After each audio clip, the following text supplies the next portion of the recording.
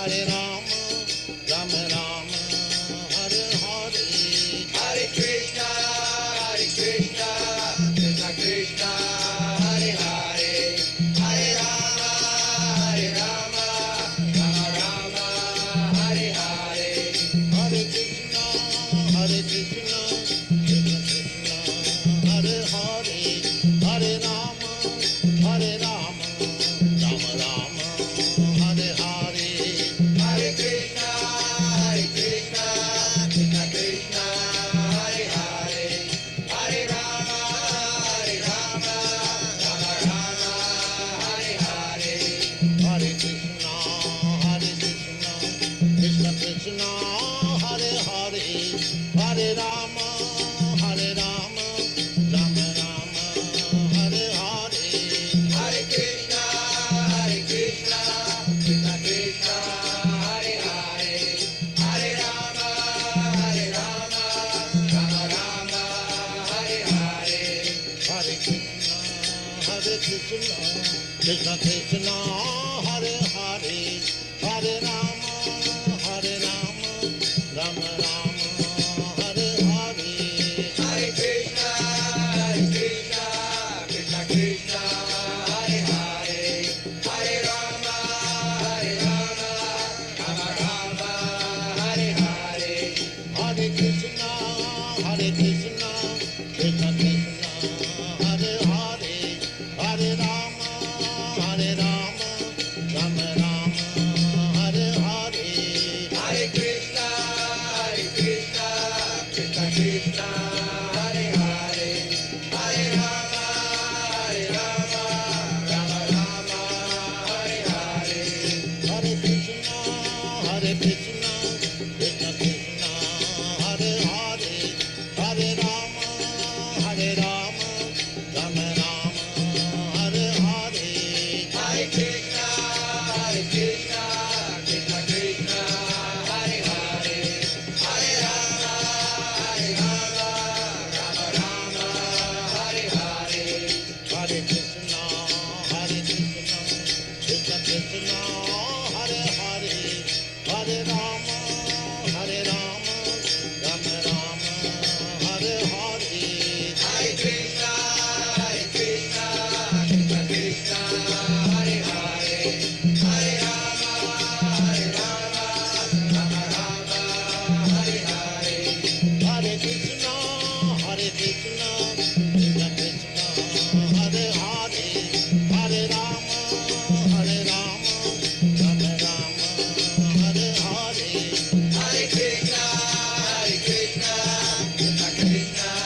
Hare Hare, Hare Rama,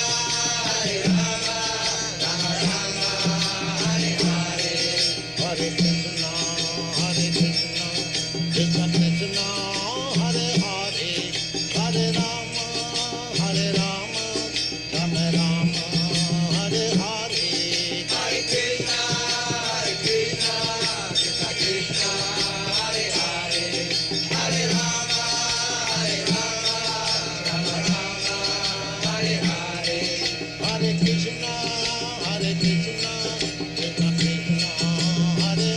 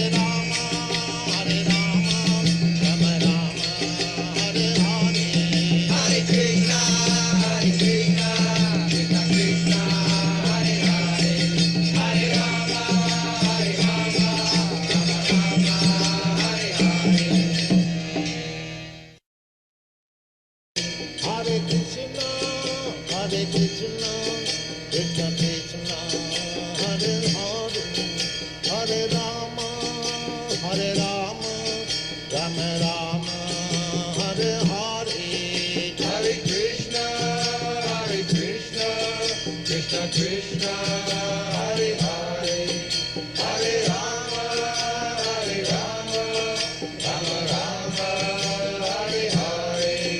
Hare Krishna, Hare Krishna, Krishna Krishna, Hare Hare, Hare Rama, Hare Rama, Rama Rama, Hare Hare. Hare Krishna, Krishna Krishna, Hare Hare, Hare Rama, Rama Rama, Hare Hare. Hare Krishna, Hare Krishna, Krishna Krishna, Hare Hare, Hare Rama, Hare Rama, Rama Rama, Hare Hare. Hare Krishna, Krishna Krishna, Hare Hare, Hare Rama, Rama Rama, Hare Hare. Hare Krishna, Hare Krishna, Krishna Krishna, Hare Hare, Hare Rama, Hare Rama, Rama Rama, Hare Hare. Hare Krishna, Krishna Krishna, Hare Hare, Hare Rama, Rama Rama, Hare Hare. Hare Krishna, Hare Krishna, Krishna Krishna, Hare Hare, Hare Rama, Hare Rama, Rama Rama, Hare Hare. Hare Krishna, Krishna Krishna, Hare Hare, Hare Rama, Rama Rama, Hare Hare. Hare Krishna, Hare Krishna, Krishna Krishna, Hare Hare, Hare Rama, Hare Rama, Rama Rama, Hare Hare. Hare Krishna,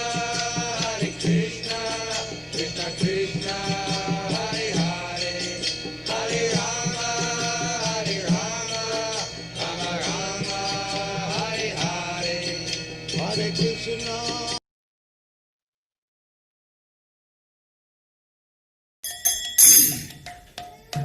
Side.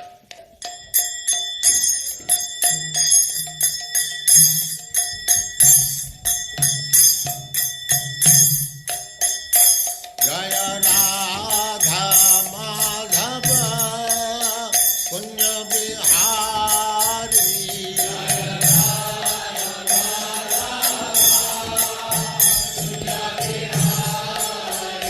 Jaya Radha Madhava Punya Bihari.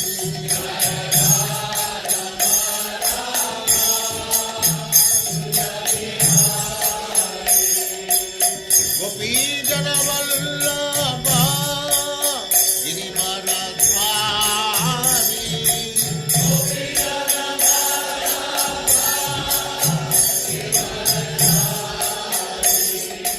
Gopi Jana Vallabha Girivaradhari.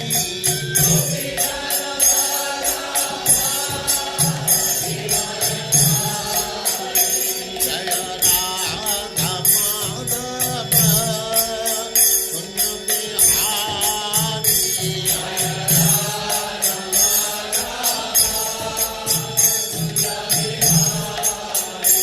Jaya Radha Madhava Punya Bihari.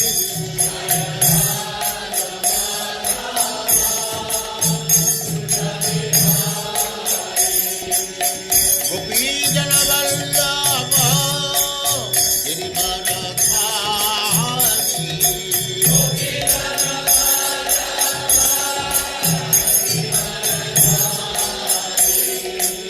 Yashodananda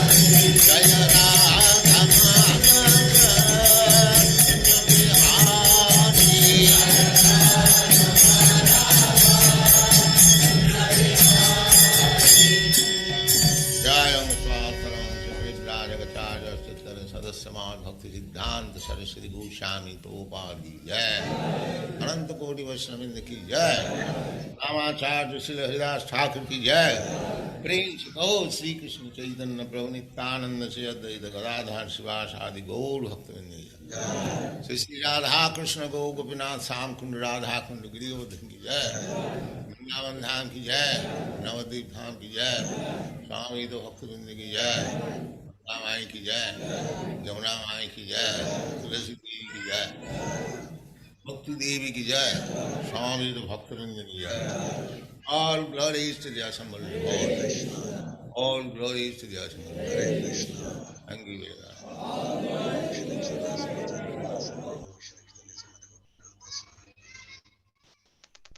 Hare Krishna, Prabhu. Hare Krishna, Dandavat Pranam. You are welcome. Nice to Am I see you. audible enough? Yes, yes, yes. Am I audible enough? Yes, Prabhu. Sound level is good. Hare Yes, Krishna. it's good. By your mercy, it's good. Oh, this is Krishna's mercy, Guru and Krishna's mercy. So we start now. Om Namo Bhagavate Vasudevaya. Om Namo Bhagavate Vasudevaya. Om Namo Bhagavate Vasudevaya. Narayana Namaskrityam Naranchaiva Narautamam Devin Saraswatim Vyasa Tatodaya Mudirayet Nasta Priya Swabradesu Nityamba Vatam Sevaya Bhagavate Uttama Sloke Bhakti Bhavati Nastiki. Hare Krishna, I like to formally welcome everybody present on behalf of His Divine Grace A.C. Bhaktivedanta Swami Jaga Guru Srila Prabhupada, the founder Acharya of the International Society for Krishna Consciousness. I also like to seek the blessings of all the assembled devotees, especially the gurus, the senior authorities, and also all devotees that are present, that I may have the blessings to be able to say something that will be for my purification and for everybody's benefit. I also have special gratitude to the organizers of this platform who are doing very historic service. Historic in the sense, for me, it is not very possible always for somebody to be in a hospital condition and he has the facility to be able to preach to people and also be able to purify himself. So I owe that special gratitude to the organizers of this platform. He has helped me to maintain my hearing assignments and also be able to speak. Thank you very much. Our reading today is from Srimad Bhagavatam, first canto, chapter 5, and he has the facility to be able to preach to people and also be able to purify himself. So I owe that special gratitude. We are reading from chapter 1 of Srimad Bhagavatam, Canto 1, chapter 5, text number 25. Narad Muni instruction on Srimad Bhagavatam. I read, Uchistale Pan Anumodita Dvijay Sakritis mabunjetat apasta kilbisa. Evam pravritas ya visuda cetasas. Tada ma evat maruchi prajayate. Uchistale pa anumodita dwijay. Sakrits mabunje tada pasta kilbisa. Evam pravristasya visuja cetasa. Tadama evat maruchi prajayate. Uchistalepan anmodita dwijay. Sakri sabunje tadapas takil bisa. Evam pravritas visuda cetasas. Tadama evat maruchi prajayate. Transliteration. Uchistalepan, the remnants of foodstuff. Anumodi taha, being permitted. Vijay, by the Vedantists, Brahmanas. Sacred, once upon a time. Sma, in the past. Bunje, took. Tat, by that action. Apasta, eliminated.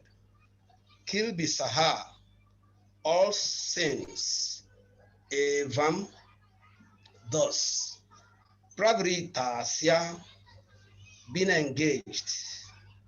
Visudachetasa, of one whose mind is purified. That particular. Dharma, nature.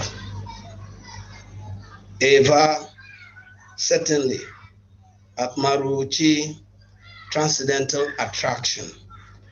Prajayate, was manifested. Translation by Divine Grace, A.C. Bhaktivedanta Swami Jaga Guru Srila Prabhupada Ki Jai. Once only, by their permission, I took the remnants of their food, and by so doing, all my sins were at once eradicated. Thus, being engaged, I became purified in heart. And at that time, the very nature of the transcendentalist became active, became attractive to me. Purport by His Divine Grace, A.C. Bhaktivedanta Swami Jaga Guru Srila Prabhupada Ki. Pure devotion is as much infectious in a good sense as infectious disease. A pure devotee is cleared from all kinds of sins. The personality of Godhead is purest entity, and unless one is equally pure from the infection of material qualities, one cannot become a pure devotee of the Lord. The Bhakti Vedantists, as above mentioned, were pure devotees, and the boy became infected with their qualities of purity by their association and by eating once the remnants of the foodstuff taken by them. Such remnants may be taken even without permission of the pure devotees. There are sometimes pseudo devotees, and one should be very much cautious about them. There are many things which hinder one from entering devotional service, but by the association of pure devotees, all these obstacles are removed. The neophyte devotee becomes practically enriched with transcendental qualities of the pure devotee, which means attraction for the personality of God's name, fame, quality, pastimes, etc. Infection of the qualities of the pure devotee means to imbibe the taste for of the taste of pure devotional service, always in the transcendental activities of the personality of Godhead. This transcendentalist taste at once, this transcendental taste at once makes all material things distasteful. Therefore, a pure devotee is not at all attracted by material activities. After the elimination of all sins or obstacles on the path of devotional service, one can become attracted, one can have steadiness, one can have perfect taste, one can have transcendental emotions, and at last, one can be situated on the plane of loving service of the Lord. All these stages developed by association of pure devotees, and that is the purport of this stanza. Om Agyan Timirandasya Janan Jana Salakaya Chakshuro Miritam Yena Tasmai Shri Gurave Namaha Nama Om Vishnu Padaya Krishna Pristaya Bhutale Srimati Radhanath Swami Iti Namine Nama Om Vishnu Padaya Krishna Prestaya Bhutale Srimati Bhaktivedanta Swami Niti Namine Namaste Saraswati Deve Guravani Pracharine Nivishesa Sunyavadi Pachatya Desatarine Sri Chaitanya Manobistam Stapitam Yena Bhutale Swayam Rupa Kadamayam Dadati Swa Padantikam Vandeham Shri Guru Shri Yuta Padakamalam Shri Guru Vaishnavam Syam Shri Rupam Sagrajatan Sagana Lalita Shri Vishakam Syam He Krishna Karuna Sindhu Dinabandhu Jagatpate Gopesha Gopika Kanta Radha Kanta Namastute Tapta Kanchana Gorangi Radhe Vrindavaneshwari Vishwabhano Sute Devi Pranamami Hari Priye Manchakalpatarubhyasya Kripa Sindhubhya Evacha Patitanam Pavanambayo Vaishnavebhyo Namo Namah Jai Sri Krishna Chaitanyan Prabhu Nityananda Sri Advaita Gadada Shiva Sadi Shigora Bhakta Vrindam Hare Krishna Krishna Krishna Hare Hare Hare Rama Rama Rama Hare Hare Hare Krishna Krishna Krishna Hare Hare Hare Rama Rama Rama Hare Hare Hare Krishna Krishna Krishna Hare Hare Hare Rama Rama Rama Hare Hare Hare Krishna. So this chapter that we are reading has a lot of information that are of benefit for the practice of pure devotional service. And from the inception of the interaction of Narad and Vyasadeva, we discover the prevalence of Sadhu Sangha, Lava Sastra Kai, Lava Matra Sadhu Sangha, Sava Siddhikoi. That the association of devotees is greatly glorified. You can see how Prabhupada emphasized that in the purport. He said, all scriptures praise the association of devotees, and that it is in the association of devotees that the seed of perfection is planted. The perfection of life is to develop love of God and to engage in devotional service of God. That is the perfection of life. And this is not an easily achieved thing. The Bhagavad Gita, it says, Brahmananda Brahmeti, no, it's in Chaitanya Charitamrita, it says, Brahmananda Brahmeti, Kona Bhagwan Jeev, Guru Krishna Prasade Paya, Bhakti Lata Beach. Bhakti Lata, the seed of perfection, is planted. Even though we have wandered lifetime after lifetime, planetary system after planetary system, when good fortune come our way, we meet a pure devotee of God or guru, and he plants the seed of devotion for us. So this is the power of association. Now, in the Vedic scripture and practice, there is a barometer that is very prevalent as to ascertaining the efficacy, the relevance of practice of particular procedures. In Vedic scripture, you find questions like, what is it to be done? How is it to be done? Who did it in the past?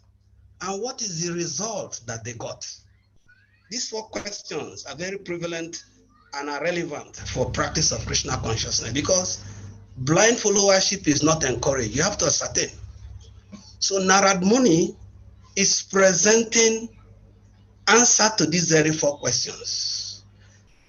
He is instructing Vyasadeva to compile glorification of the Supreme Personality of God and devotional service to him. So the question is, what is to be done? Glorification of God and devotional service. Second one, who did it in the past? Narad Muni is using his personal life example and that of the Bhaktivedantists to show that it has been done in the past. And what is the result they got is the Narad Muni you are seeing today. So the doctrine and the teaching, the philosophy we are practicing is time-tested and proven. So it's not a wishy-washy or make-believe thing. It is, Prabhupada say, it is authentic, because we are following the disciplic succession and we are not changing anything. We are not introducing anything new. We're just following what has been done before. So that is the whole essence of this chapter.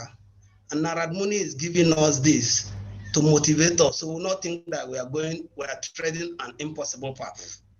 But then Prabhupada reiterate this fact of referring to the past in Srimad Bhagavatam, 6th canto, chapter 2, text 34.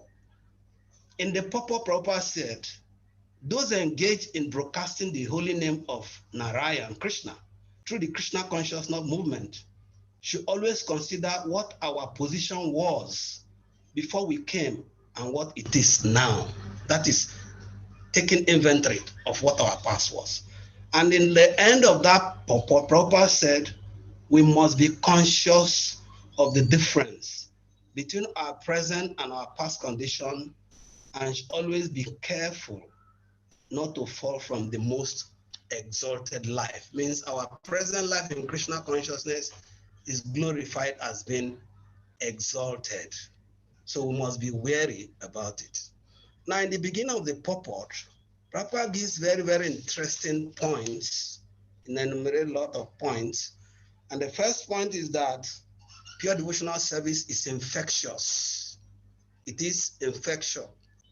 Once you come in contact with those who are practicing it, definitely you'll be hooked on it, just like somebody who's addicted to hard drugs. It is by friends. You don't just get hooked to hard drug on your own.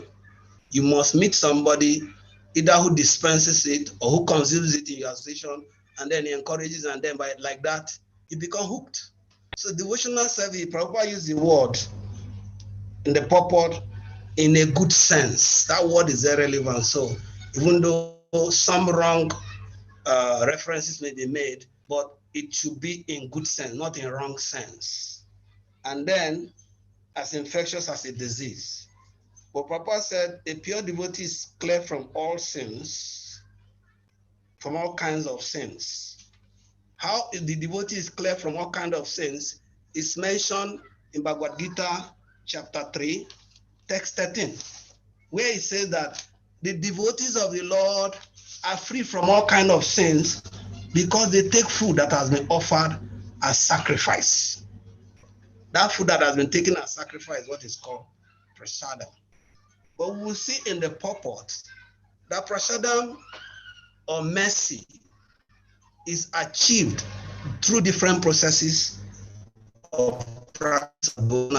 Purport mentioned midway in the purport, he said, Therefore, such devotee always perform yagya in different moods of devotional service.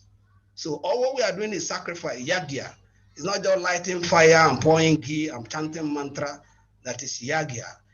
Shravanam is yagya. Kirtanam is yagya. Smaranam is yagya. Archanam is yagya, etc. And these performances of yagya keep them always aloof from all kinds of material contamination of sinful association in the material world. So sacrifice, other than food even, helps us to always be immune to the influence of material nature. But further in that, Prabhupada said, the personality of Godhead is the purest entity. And unless one is equally pure from the infection of material qualities, one cannot become a pure devotee of the Lord. This text strikes a very interesting issue in my mind.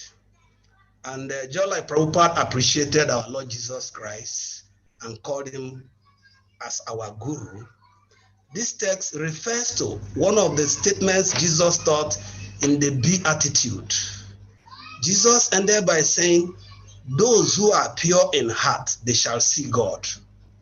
Means God cannot be seen in a contaminated state of existence or contaminated state of consciousness. I said, you have to be pure before you can become, before you can have the association of God. And in our Vedic rites, you find out that there's one word that is mentioned to buttress what Prabhupada said about God being the purest entity. When you want to start any Vedic ritual, you recite Om Apavitra Pavitrova Sabhavastam Gatopiva Yasmarit Pundarik Aksam Sabahyabyantara Suchi. Means whether one is impure or pure, if one remembers the lotus-eyed one, that's Pundarik, lotus-eyed person. And Narotanda said that the material world is like a drop of water on lotus petal. It slips. Means lotus is not in any way polluted or infested by anything, stainless. So that is a Pundarik means lotus-eyed one, not contaminated in any way. One who remembers this becomes pure internally and externally. Then one is qualified to participate in whatever rites and ritual that there may be. So Prabhupada's point that God is the purest and Lord one is equally pure from the infection of material qualities, one cannot become a pure devotee of the Lord. And it's only the pure devotee that are able to interact, associate, and serve God as God wants. So this is relevant, and we can see that the culture of Krishna consciousness is giving us the platform or opportunity to do or involve in these purificatory things. And one of them that Kavichandra Maharaj always emphasized, and he appreciated Sukadev Prabhu for that, tilak is very, very beautiful on the forehead of devotees. But then beyond that is that the tilak is put on 13 points of the body with different names of God. Different names of God. So when you invoke 13 names of God on your body, what does that body become? That body automatically has taken 13 different injections of immunity for material infection if we have that consciousness. If that consciousness is not there, we can evade it, or we can put in some parts, expressly we put on the forehead and we forget the remaining 12 portions. But it's about immunizing yourself. And you can see somewhere in the Bible it says, they bear the mark of God on their forehead, meaning they are distinguished. They have special emblems. And there's also recommendation that one baths and wear tilak. And also there's a recommendation in another canto of the Bhagavatam about wearing the armor, the Narayan Astra. These are all ambience given in Krishna consciousness to make us immune and become purified from material contaminations. But the emphasis on today's lecture is on taking remnants of food. Narad Muni said once. He didn't say twice, so only once. And I know there will be a lot of bubbling questions after the class. Oh, we have been taking prasadam all these years, and we are not seeing any change. We'll come to that. But let us deal with the point in context. Narad Muni said once only, he didn't say twice, once only by their permission. The two words there, once only by their permission, I took remnants of their food. And by so doing, all sins were at once eradicated. So if you see in the 9 processes of devotional growth and practice, he said in the Ado Shraddha Tata Sadhu Sango Tabhajana Kriya, in the beginning there will be the preliminary desire for Krishna consciousness. That preliminary desire is driven by the super soul to Sadhu Sangha. When you get to Sadhu Sangha, they will teach you bhajan and kriyas. And part of the bhajans and kriyas is this honoring of Mahaprasadam. This honoring of Mahaprasadam is only one out of 3 very essential ingredients for making spiritual progress. 3 essential ingredients. The first one is mentioned, the dust of the feet of a pure devotee. Second one is water that has washed the feet of the pure devotee, which is Chanamrita, or bathe the deities. The third one is remnant of food. Now, the stories that we have in Bhagavatam or in some other aspects of scripture mention about prasadam that has been taken or offered to God, like what we read about sacrifice. It is offered to Krishna on the altar. Yes, Krishna prasadam is very powerful, but more powerful than Krishna prasad is the prasad of the devotees of Krishna. So we have a story from Chaitanya Mangala written by Lochandas, and inside the secret of the advent of Mahaprabhu is mentioned. In Chaitanya Charitamrita, there are confidential reasons mentioned, but this is another more confidential reason. This is centered around Mahaprasad. And the beautiful irony is that the text we are reading today concerns Narad Muni taking prasad. And the narration in Chaitanya Mangala also mentioned Narad Muni and prasadam. So it refers to that in Srimad Bhagavatam, Canto 11, chapter 6, text 46. Krishna and Uddhava, they were discussing. And Uddhava asked Krishna, what will become the fate of the living entities when you have become invisible? Means invisible, wound up is past time.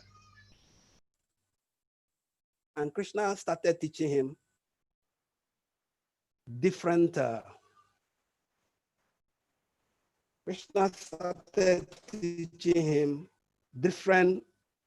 universal knowledge about. Is my video on? And am I audible?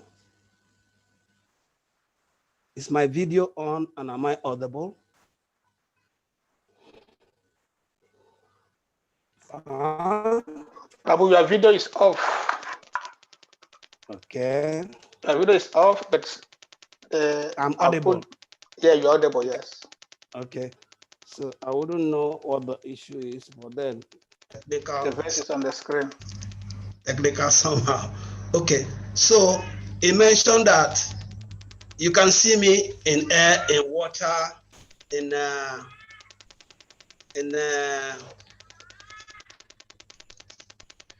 universally, you can perceive me.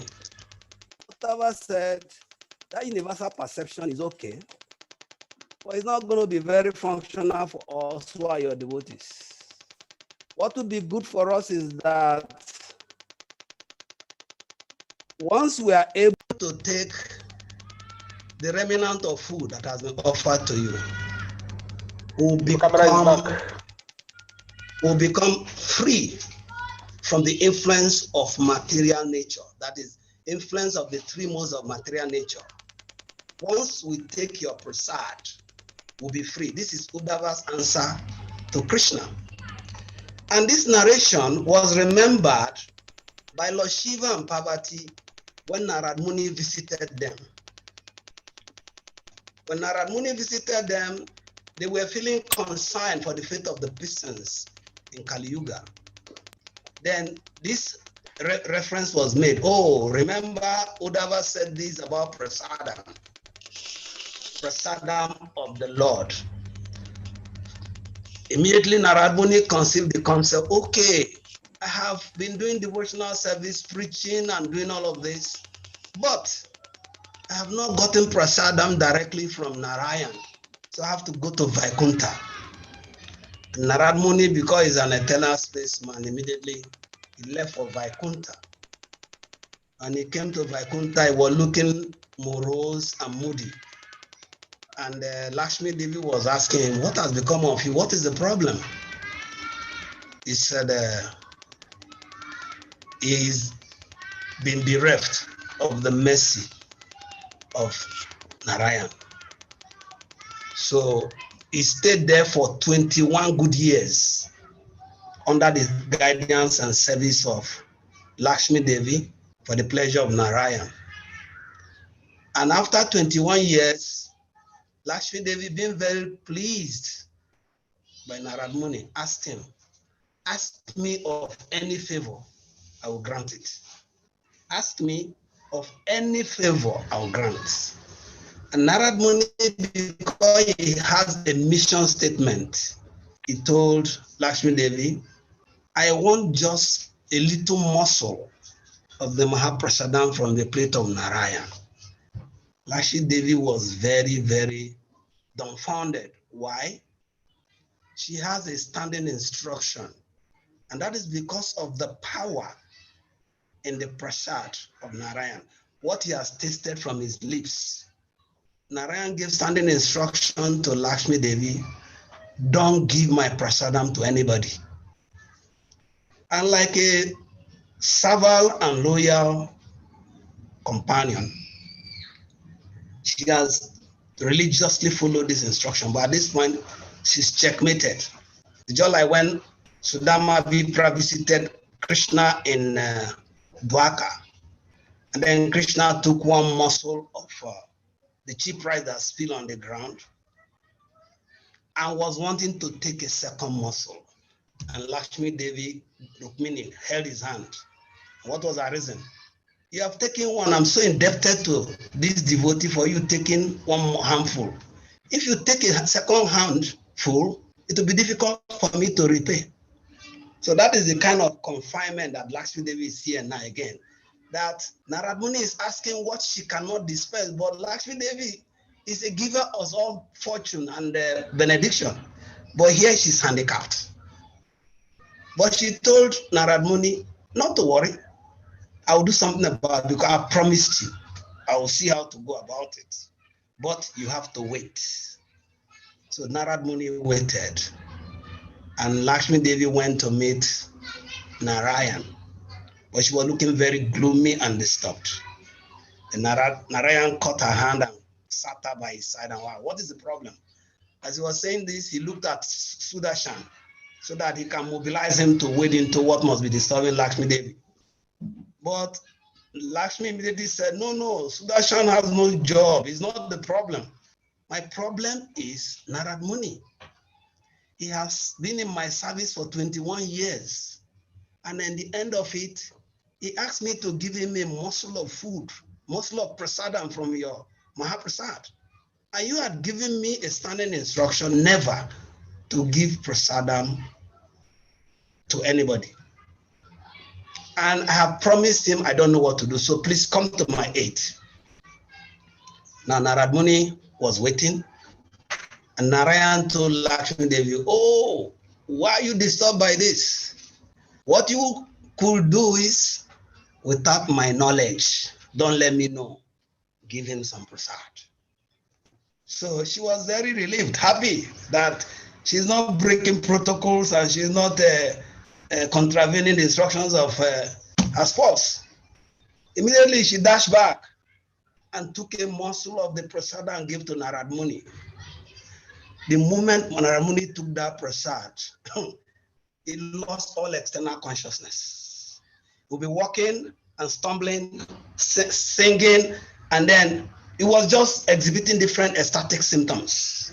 And like this, he left the abode of Narayan because what he wanted has been achieved. And then he went back to Kailash to meet Shiva. When he came to Kailash, Shiva observed him and said, this one that you are dangling and wobbling, what has become of you? But the beautiful thing is that you are looking very effulgent. You are as effulgent as 100 sunshines. So Narad Muni narrated his ordeal and said, I'm just from Vaikunta, and I requested of Mahaprasadam from the plate of Narayan, and Lakshmi Devi obliged me. And Shiva said, oh, my brother, how could you have done this? You know that this is an essential, really achieved item. And you got some, you forgot to bring some for me. Narad Muni now recollected, that he has one muscle left. So he obliged Shiva by giving him that muscle. And as soon as Shiva got it, all protocols observed, he consumed it. No waiting for anything, for anybody. As soon as Shiva finished taking that Mahaprasadam, he became very effulgent, he became ecstatic, and he started dancing. The dance was like the Tandava dance of annihilation. Everywhere was trembling. Even Ananta was bending to touch Kuma down at the base of the universe. And the tremor of this dance was such that Bhumi, Mother Earth herself, was threatened. And she has to run to Kailash and tell Durga, because Durga is the predominating deity of the material universe. He went to report as officer on duty that there's a threat. So when he told Durga that is what is happening, and Durga said, it's Shiva that is dancing, is the cause of all this. So he said, just wait a minute. She has to go to Shiva. When she came to Shiva, Shiva did not even know whether anybody came or anybody's around. We kept on. Then she used harsh word on Shiva to break his meditation. When the meditation was broken, Shiva said, oh, you have acted like an enemy today. How could you have done this to me? Why did you bring me back from this kind of ecstatic experience? And Durga said, I'm sorry if I did break your meditation. I'm not an enemy, I'm a well-wisher, but the whole of the universe is threatened by your ecstasy. That's why I have to wait it. So he stopped the dance, and Parvati now asks, but what is about this ecstasy? When did this come of you? You have been dancing, I've seen you dance. But this one dance is a special melody and special steps. What happened? He now told her that this Narad Muni, he came here, he was also dangling like a pendulum out of ecstasy. When I asked him, like you're asking me, he said it's Mahaprasadam of Narayan. And I asked, how come can you have prasad and you don't give me? So it has some left. He gave me. As soon as I consumed that prasad, I lost all consciousness. And that's what put me in that fit. So Parvati said, okay, you call me your darling wife, your better half, your this. Today I know that you are just a fake lover. You're a liar. How can you be how can I be your better half? And you get something of benefit and you consume it alone without giving me. Means your love is fake love. So this discussion ensued until finally Parvati was very upset and she said, don't worry, my name is Vaishnavi. I swear that I will get my own prasad and I will distribute it freely to everybody. I will not be as selfish as you people. As soon as she took that vow, Narayan appeared and was asking, what is the reason for argument between husband and wife? And they narrated, and then Narayan told Parvati, not to worry. You have forgotten one promise that was there in the past, that I said, I will manifest myself in Kali Yuga, and I'll distribute my mercy to all conditional living entities without discrimination. And for sure, I will uphold your word. So for your vow, I am enacting that pastime, which is that I will come in Kali Yuga in my most magnificent, merciful form, which is the form of Chaitanya Prabhu. And I'll distribute my prasadam in the form of the holy name of chanting Hare Krishna, Krishna Krishna, Hare Hare, Hare Rama, Rama Rama, Hare Hare, to everybody. They'll be purified of material contaminations, they'll become religious, and they will develop love of God, and they'll become ecstatic. So when he said this, Parvati was very, very happy.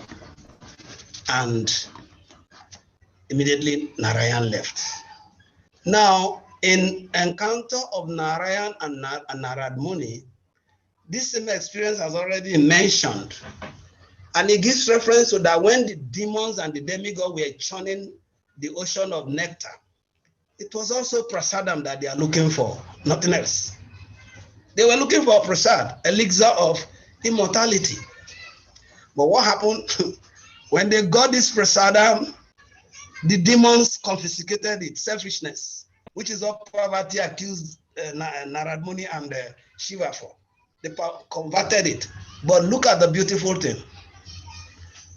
Krishna manifested a Mohini Murti. But he said that when they were churning, the Mandara mountain was used and Kuma was the base support, the pivot. Now from the friction between the pivot and Kuma, they generated a Kappa Vriksha tree, invisible and unknown to anybody. Kappa Vriksha means desire or wish fulfilling tree, came from that churning. Nobody noticed it because they were focused on looking for elixir of immortality. But from that tree was a very bright effulgence, very bright glow. And that was Chaitanya Prabhu. Manifest during the churning of the ocean of elixir of immortality.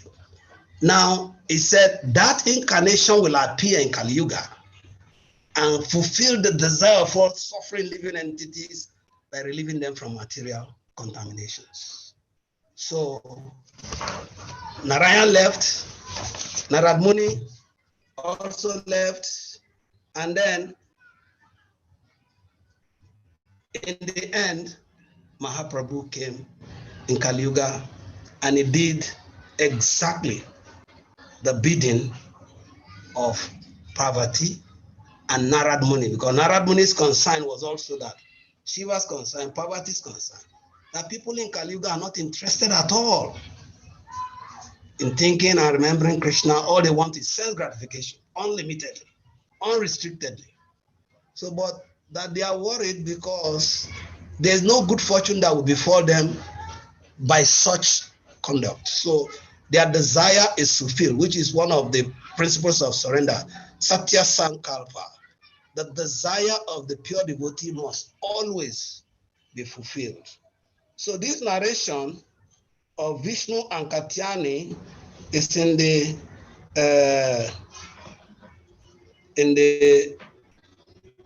Vishnu Katyani Samvanda or Padma Purana. And the previous ones was also in Chintamanga, and it is between Shiva, Narad Muni, and Parvati, and intervention of Narayan. But a whole elaborate narration of the secret of Mahaprabhu coming was mentioned there. Now, from Prabhupada's purport, there are a little issues that seem to have sensitivity. Narad Muni said he took their prasadam with their permission. From the story we have narrated also, prasadam was dispensed out of permission. But Prabhupada mentioned in the purport, such prasadam could be taken without permission. So Is it contradicting or conflicting? Obviously, there's no conflict. But the philosophy of Krishna consciousness is achintya beda beda, simultaneously oneness and different. And what is the difference in this? If you study or you are careful with our reading, we said that mercy, prasad, comes by doing yagya.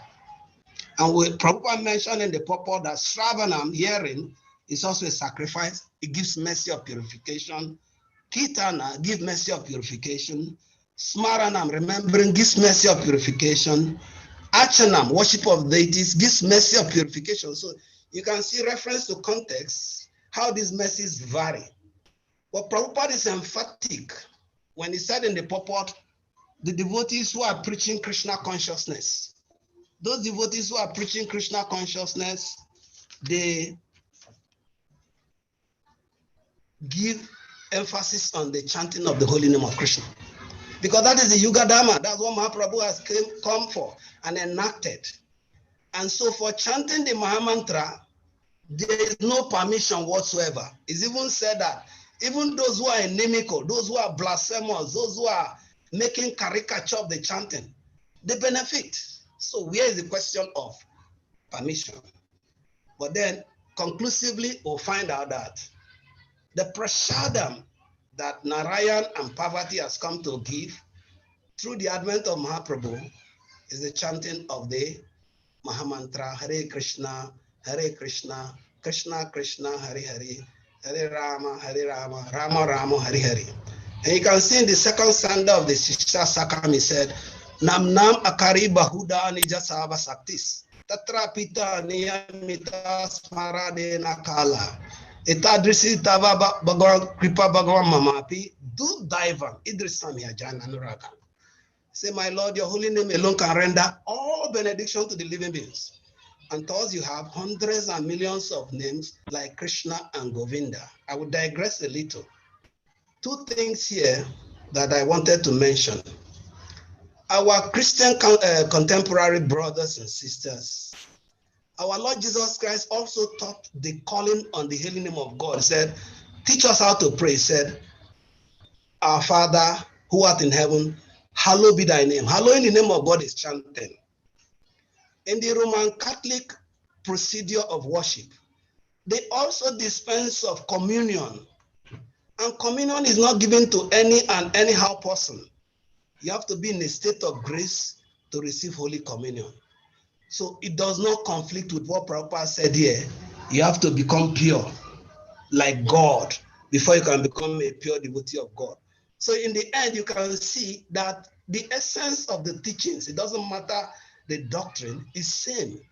It's just like Prabhupada said in the first purport of Bhagavad Gita, chapter 1, text 1 purport.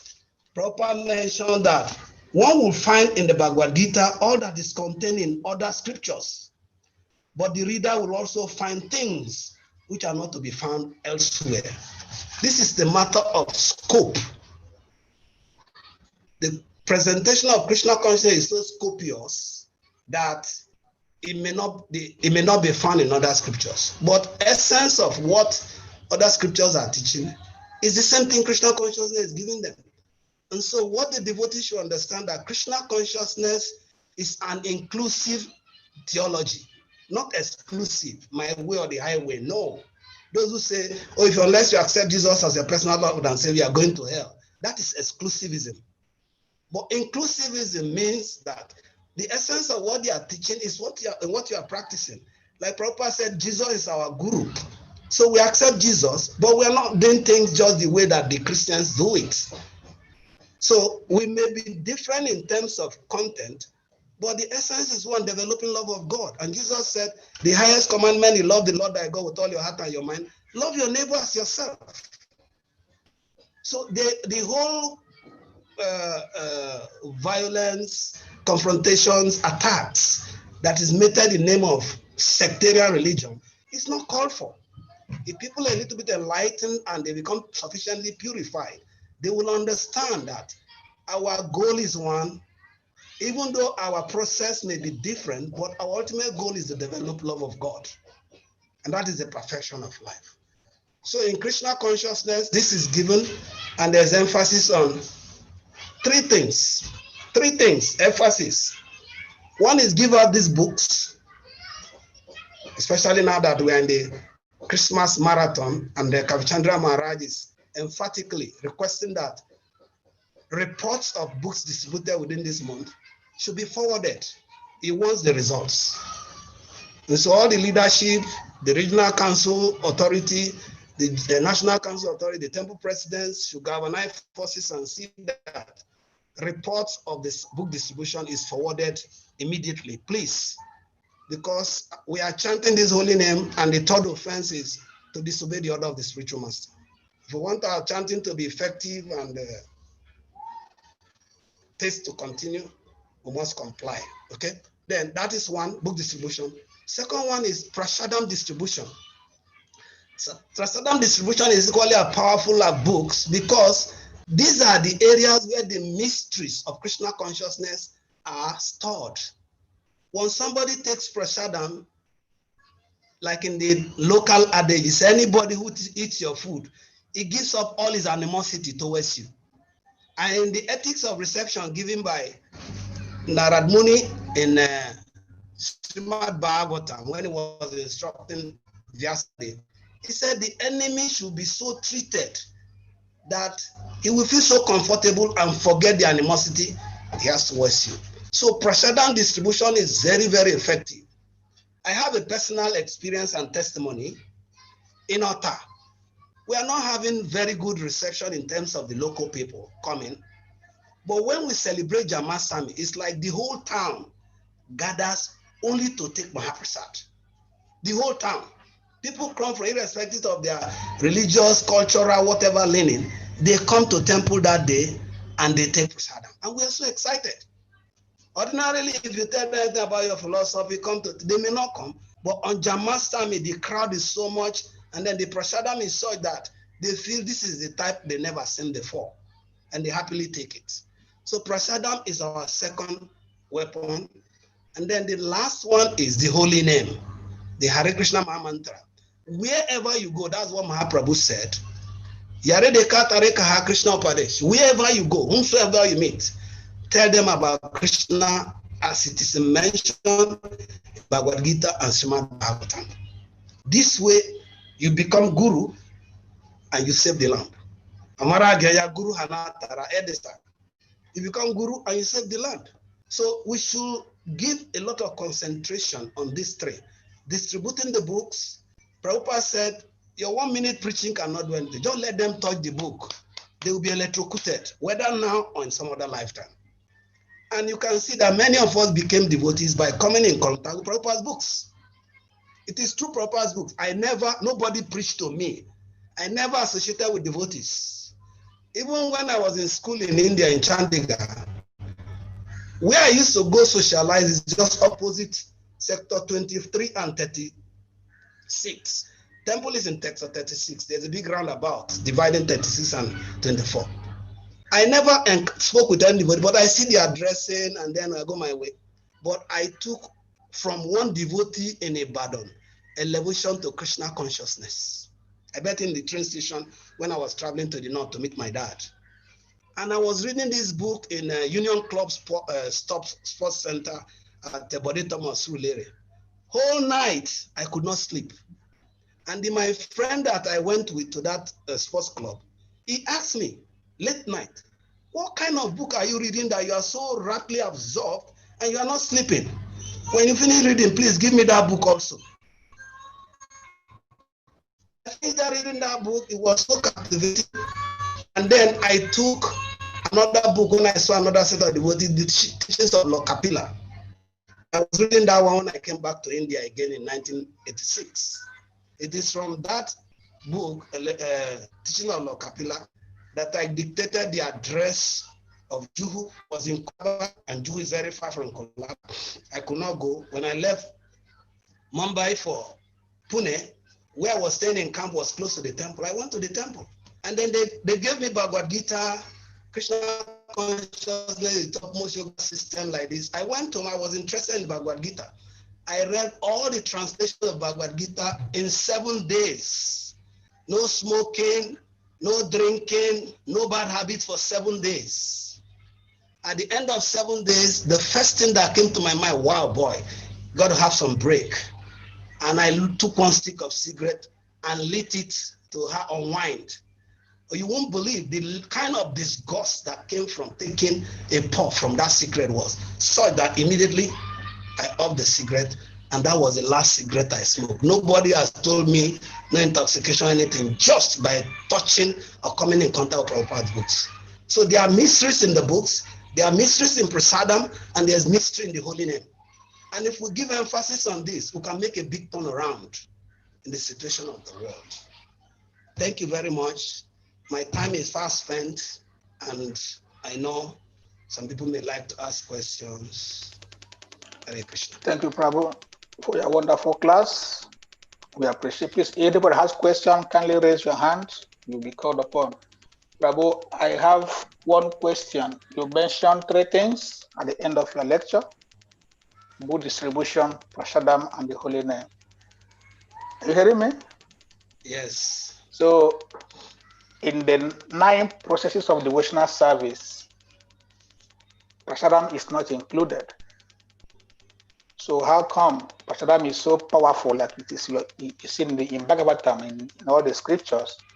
It is not included in the 9 processes of devotional service. We only have hearing, chanting, remembering, serving the lotus feet of the Lord, deity worship, praying, executing the order, serving as a friend, and complete surrender. Why is Prasadam not among the 9 angas of bhakti? Oh, very beautiful question.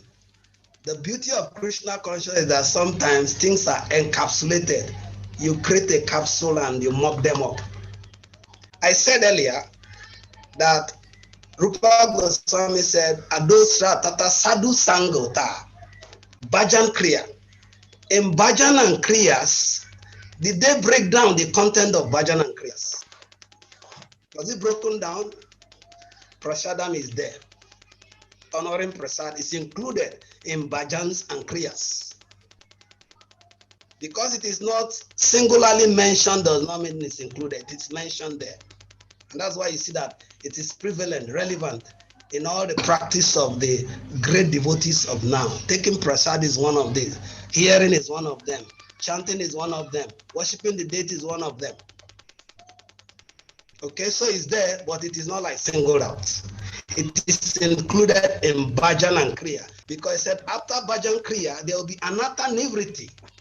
When the Bhajan and Kriya work on you, then there will be all things shall pass away. All things shall pass away. Behold, new things will begin. So when you have become a changed person by taking prasadam, hearing, chanting, attending all the rites and rituals, then you start progressing to becoming steady, developing taste, having a shakti, and then ultimately developing bhava and prema ultimately. Okay, in the 9 angas of bhakti, it is said that one can attain perfection only by practicing one aspect of the 9 processes of devotional service. So my question is, can a devotee attain perfection only by eating Mahaprasada, no other activity? If you were very attentive to my class, I said Narad Muni is used as a referral of time testing of this process and certification. Narad Muni took prasadam, and that was it. That was all. So he answers your question. Anybody can take prasadam and perfect his life. Possible. The point is, somebody can join today and doesn't want to preach or do deity worship or do harinam. You say, I'm only eating prasadam, I'm a devotee. That is my own choice of attaining perfection. Is that allowed? Is it possible? Well, he has to have some engagement, even if he's not going out, but he must have internal engagement. Now, one engagement that is there for new people is washing of plates. The other day, Prabhu was mentioning that somebody likes to ask too many questions, and Bhaktisiddhanta was not ready to give attention to that question. He said, go to the bhakta at the backyard washing plates and ask him your questions. When he got to the devotee said, I'm busy now, I cannot do it, but can you join me to wash? So he joined him, he washed plate, and then all his doubt became cleared. So yes, somebody may not be going out because he's new. He may not be doing deity worship, but then there's other services because everything in Krishna consciousness is very potently purifying. But if he's just taking prasadam without service, he may fall into Mamaya very soon. Because Rupa Goswami mentioned, he mentioned that even the prasadam taking should be regulated. Chaitanya Mahaprabhu is saying that we should not even take very opulent Mahaprasad in the name of Prasad. And you can see that many devotees also, when they want to enjoy and gratify themselves, oh, Jagannath wants to take puri, Jagannath wants to take chapati. It's them who want it, not Jagannath. So that potency of prasada will not work in that circumstance because there's the intention of sense gratification. Am I making a point? But it is also said we should offer the best to the deities and not just a low class prasadam. And we have to take the remnant of the opulent offering. If I may make a comment here, Hare Krishna. Prabhu Isivara has something to say. Yes, we're not seeing you. Your camera is okay. Off. So let me continue on the camera. We find regarding the potency of Mahaprasad that Raghunadas Goswami, he will sometimes go to the gates of Puri temple and take all the prasad that have been rotten away, which have been thrown away, even the cow will not eat. If he take those, he will wash them, and then he will put some salt and eat them.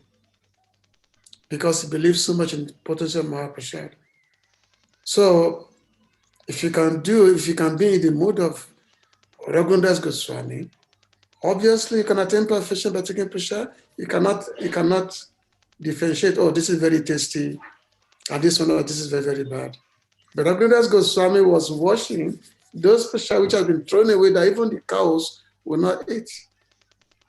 And after a few days, when Mahaprabhu was looking for himself, when Mahaprabhu was wondering how come Raghunadas Goswami, he has not been coming for prasad.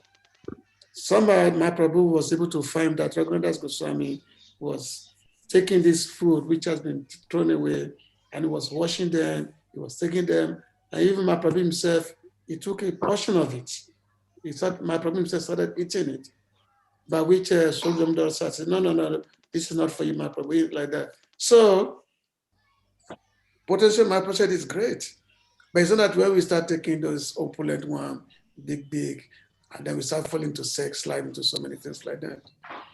So, so that's something we have to realize, Thank you very much, Prabhu. The other point is this. The devotee who wants to take prasadam should not be discouraged because whether now or later, he'll be benefited. But our intention is to give maximum benefit for them. So we have to engage them simultaneously as they are taking the prasadam. That's the point. Hare Krishna. Our next question is from Sukadev Goswami. Hare Krishna, Prabhu. Thank you very much. Thank you very much for the wonderful class and the beautiful story of Prasad, of Narad Muni and Lord Shiva and the pastime. It's very wonderful. Thank you very much. I have a question. Actually, I have 4 questions, but I'm going to ask one by one because that is what is allowed in the group. My first question is in regards to nectar of instruction, where Srila Rupa Goswami said that we should control the urge of the tongue, that the tongue is very voracious, and the stomach also, we should control the urge of the tongue and the urge of the stomach, because the stomach wants to swallow things, the stomach wants to have things, and the tongue wants to taste things. So we should control it. And then he said we should control it by prasadam. He said we should control it by eating Krishna prasadam, by saying things that are Krishna conscious. But in the context of growing up in Krishna consciousness, we do find that we have been eating prasad, just like you said. A lot of people is going to ask questions about this prasadam thing, We do find that we've been eating prasad, we've been taking a lot of prasad, but every time it is always said that it is not everything that is cooked, even though it is cooked by devotee, it is not everything that is cooked and offered to the Lord that the Lord accepts. It is said that. And also we do also hear that they say that for a prasad to become a prasad, to become an offering that is being accepted by the Lord, it also depends on the consciousness of the cook. So how do we rectify this? And because it's a prasadam is something that is transcendental, but how do we rectify the consciousness of the cook? And how do we also rectify the point that says that it is not everything that is offered to the Lord that is a prasad? So this is my first question, Prabhu. Right. Let me take it from the backside. The first one is in chapter 9 of Bhagavad Gita, where he said, Patram Pushman Phalam Toyam. Prabhupada mentioned in the purport that Krishna wants water, leaf, flower, or fruit he will accept. But if somebody goes and offers meat to Krishna in the name that is offering, obviously Krishna will not accept it. So if you eat that, you are not eating prasad, you are eating boga, and it will entangle you. So that is the point. Whatever Krishna wants, if that is what we give to him, he will accept. This is Krishna's statement. Now, coming to the consciousness with which you do it. The cook, the priest who offers, there are two institutions.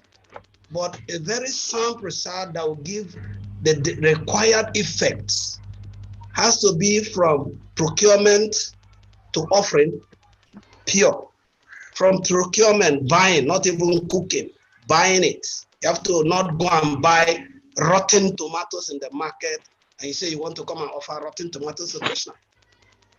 There was one family, they used to take mango every time. The lady goes, she buys a box of mango basket. And then when she wants to offer the mango, she will select to get the ones that are about to rotten and leave the strong ones. Tomato, you have the same thing, rotten ones. It takes that. And then he offers that and gives that as what they take. So the nourishment they are supposed to take from mango, they are not getting it because what the madam of the house is giving is rotten mangoes. So in the same vein, if we are giving things that are not proper because of consciousness of economy, economizing, or polluted consciousness, yes, we have offered it. Are we not the one who will take the remnant? We'll be taking what will not benefit us. So that is where the angle comes that Krishna does not take things that are not offered with the right mood. Okay? Krishna does not take things that are offered with the right mood, although he may find his way to the altar and come out of the altar, but it is part of why I said people will say, oh, we have been taking prasadam and we are not seeing effect. It's part of it. But in the purport of the text we are reading, the Bhakti Vedantis, they are pure devotees, advanced devotees, and they are dealing with Krishna with what you call speed and meterage, their specifications. They are not doing things the way they want.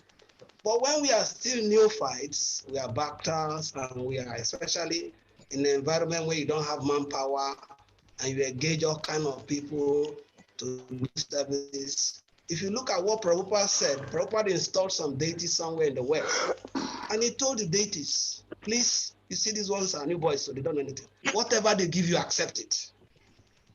Prabhupada went into this negotiation. Whatever they give you, accept it. So in that way, whatever the way they brought it, as long as within what Prabhupada approved they should offer, it will come out as prasadam. It may not be the quality of the Mahabhagavad Prasad, but it is prasad. So I don't know if that does justice to your question. But gross, weird things we should avoid. Thank you. Our next question is from George Amega.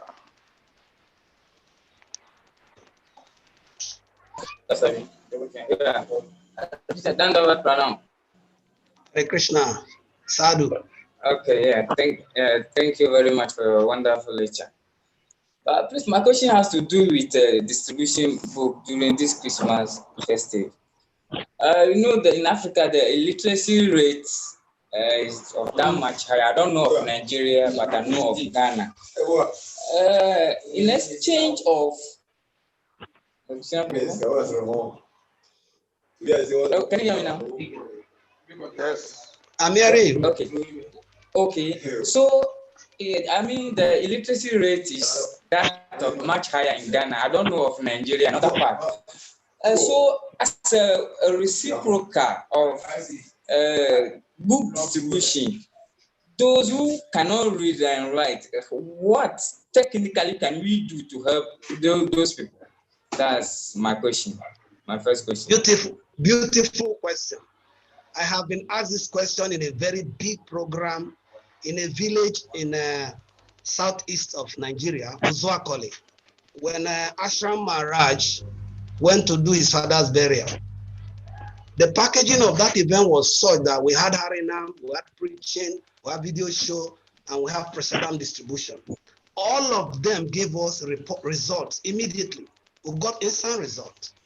Because we did Harinam, the villagers, young boys, they already created their own group and they were mimicking our Harinam. They started dancing and chanting on their own. That is the contagiousness that Prabhupada mentioned here. Now, in course of the lecture, I gave the lecture, and one old lady asked me, you are giving us books, but me, I cannot read. What should I do? Because the statement is, let them touch the book first.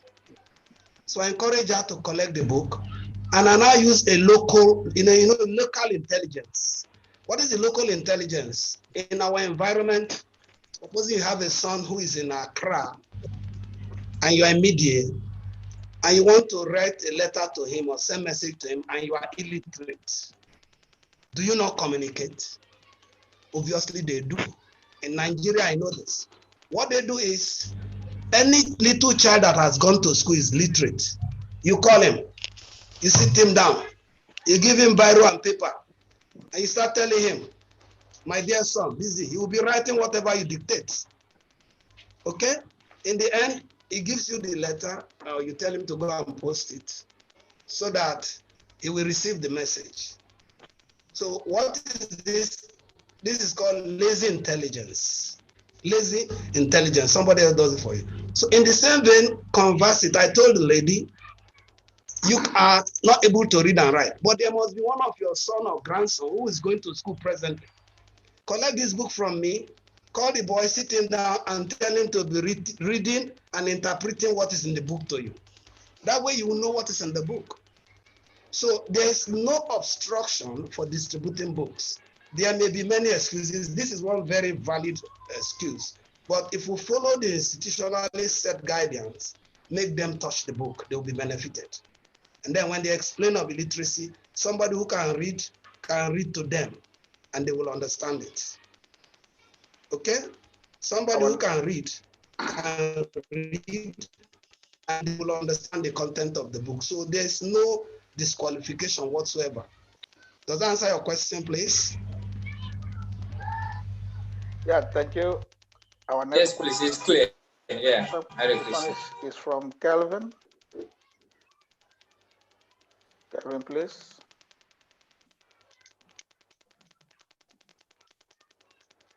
Kelvin, your hand is up. If you're not there, we'll go back to Sukadev Goswami. Second question. Sukadev. Hare Krishna Prabhu. So my second question is about Lord Vishnu Narayan told Lakshmi Devi when she came to approach him with her disturbed mind that Narada Muni has asked me for food, asked me for a remnant of your prasad, but you have told me not to give a remnant of your prasad to anybody. And then he said, well, if you don't let me know, then it is good. So the question is Lord Narayan indirectly saying that it is good for us to cheat? Because if he to be sincere to the master means that you should open your heart to him and tell him everything, without not hiding anything from him. But now if you are to do some activity, like a backdoor activity, and you are hiding some certain activity from the master, that is cheating. So is that what Lord Narayan is saying that she should do? And isn't that also not affecting us? And we as people, some certain things, some certain times we get some certain instruction, or we hear some certain things from the spiritual master telling us to do some certain things, or the spiritual master send us some certain message, or an elder devotee send us some certain message, but then we indirectly, not wanting to let the person know what is the main point, or what is the main thing that is happening on ground, we indirectly go, try to cheat or try to hide some certain information from the person. So is that what Lord Narayan is telling Lakshmi Devi, to hide some information from me? I don't want to know about it. So how do we balance these two, Prabhu? This is my second question. Thank you. Thank you very much. The question is already answered by Prabhupada in the purport. Prabhupada said, such prasadam can be taken without permission. Does it conflict with what Nara is saying now? Such prasadam can be taken without permission. That is one answer. Prabhupada directly answers in the purport there. Is there in the purport? Such remina may be taken even without permission of the pure devotee. Prabhupada said this. So there's no conflict. But then the point we can understand is two. One, that the devotee of the Lord is more merciful than the Lord. Why? The devotee of the Lord, it takes all kind of risk. All kind of risk. Just to achieve the mission of the Lord. What is the mission of the Lord? The Lord is not refusing to give people prasadam because they don't need it. He's only censoring that people have to qualify themselves to get it. That's why he kept that. But he knows the potency of the prasadam. People must merit before they give them. But Lakshmi Devi, being a devotee, is more merciful than him. So he's indirectly telling him, act like a devotee. Don't act like me. Act like a devotee that you are. Give him prasadam. And that's why you see that, what is the name of that acharya that was giving the mantra, and he said, don't tell it to anybody. But this is a very powerful mantra. It will deliver the whole world. That is the instruction of the guru. But he went to the mountain top and said, oh, all of you come here. I've gotten the solution. And he gave the mantra. Will we not say he's disobeying? Prabhupada called that transcendental. There's a word Prabhupada used in one of his purport. It's transcendental cheating or lying. Prabhupada is transcendental. Because in Krishna, what is it? Accepting whatever is favorable to make Krishna happy. And rejecting what is unfavorable. Krishna is happy when people get purified of material entanglement and they become his devotees. Krishna is happy. So Krishna is not telling us to cheat. But Krishna, like he told Arjun, I finished saying all of this. Do what you know is best for you. So your discretion, Krishna never interferes with. As long as our discretion is pure discretion, we have to do it. And you see, Lakshmi Devi already said, I will give you. Hold on. Wait. And she went. Going to Naran did not change the instructions. But it came down, the bulk of it fell back on her. Use your discretion. Don't tell me about it. It's like the Narad Muni's disciple that is a serpent. And Narad Muni said, people are complaining about you, are biting and you're harassing. And Narad Muni said, from today, stop biting people. And the disciple accepted, and it became like a dummy. People would throw stones at him, kick him, do all kind of things. And he became very emaciated because of himself. When Narad Muni came back to see the disciple, he saw, what has become of you? You got so emaciated. And Narad Muni and the disciple said, oh, you are the cause now. You said I should stop biting them. And because I'm not biting them, they are treating me, doing whatever they like to me. And that is the tension that makes me lame. And Narad Muni said, you are foolish. When I say don't bite them, you should not raise your hood. yeah, this is where discretion comes in. So it is not telling us to lie. We should never lie because satyam, truthfulness, is part of the qualities of Brahmana. We should not lie. But there is transcendental operations that we have to do to achieve Krishna's intention. It is not lie anymore. I don't know if that answers your question. Thank you, Prabhu. Hare Krishna. Sukadev, go on with your third question. Nobody's on. So go ahead, man. Okay, all right. All right. So my third question, Prabhu, is in regards to Mahaprasad. still Mahaprasad. You see, Narada Muni ate it and he was in bliss. Like he was so ecstatic and he was jumping, and it even reflected upon his walking and everything that even Lord Shiva saw it. And he was also carried away. Like, what is this? So we have been eating prasad. I've been eating prasad. Sometimes we cunningly steal prasad from the deity kitchen in so many ways to eat prasad. But why this ecstasy? Is it that we are eating the prasad and I am not yet fully purified enough to feel the ecstasy that Lord Narada Muni was feeling? Or is it that there's still some things in me that I have to work upon to be able to feel that ecstasy? You know, there's different when we chant the holy name. Yeah, there's a certain ecstasy that comes, but the prasad, you know, why is it that we feel the ecstasy, the happiness we feel while chanting, and the bliss we feel while we hear some certain chant, like we jump and dance? We don't feel the same when we eat prasad, you know? And why is it so?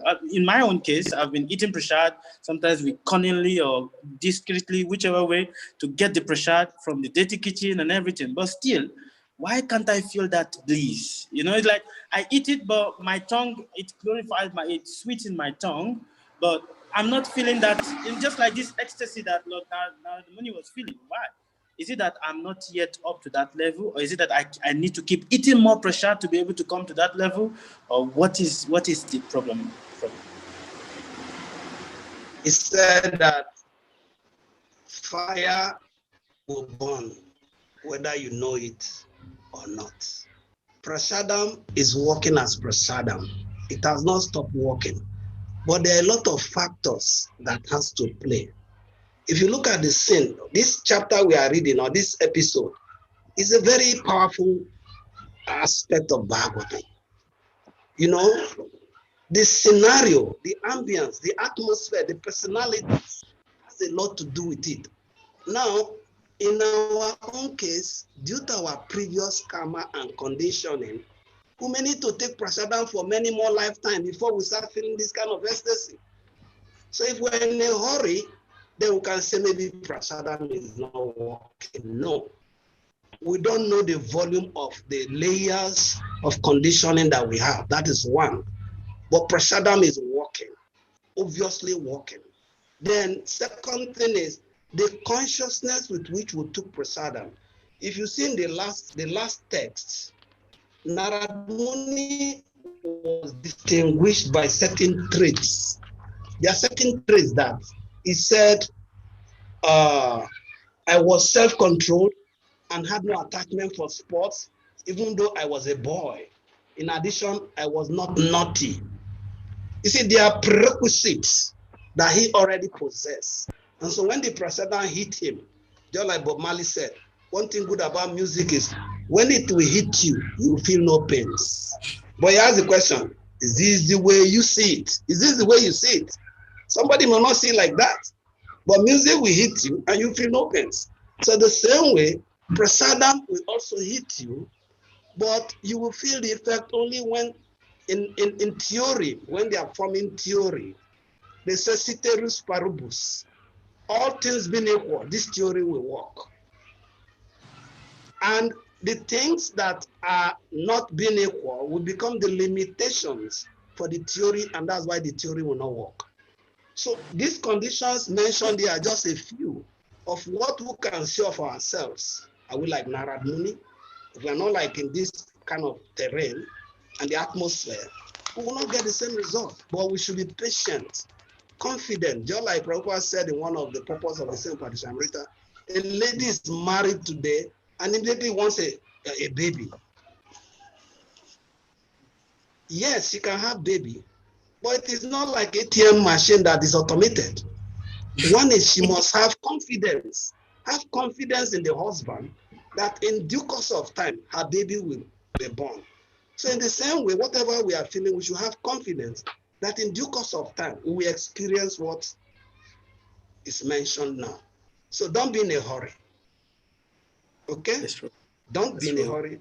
And your self-evaluation should be that, yes, I may have, because of many lifetimes of conditioning, It may not be easy in one go, but keep faith alive, be courageous.